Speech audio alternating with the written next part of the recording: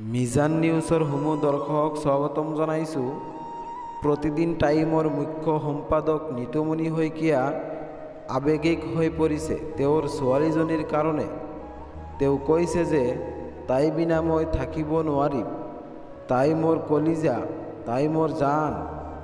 তাইক লৈ আপোনালোকে বিতৰ্ক নকৰিব। আমাৰ ইয়াত নিতুমণি শইকীয়াৰ সেই আৱেগিক দৃশ্য আছে, আমি দেখুৱাই লৈছোঁ। মোৰ কাৰণে কলিজা, মোৰ তাই জান,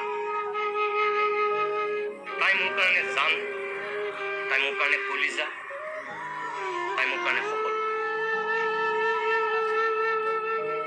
আজিৰ দিনলৈকে মোৰ পত্নীগৰাকীৰ বিৰুদ্ধে মই কিবা কওঁ, সেইটো মোৰ বিবেকে নকওঁ, সেইটো মই নকওঁ দিয়ক, সেইটো চৰি।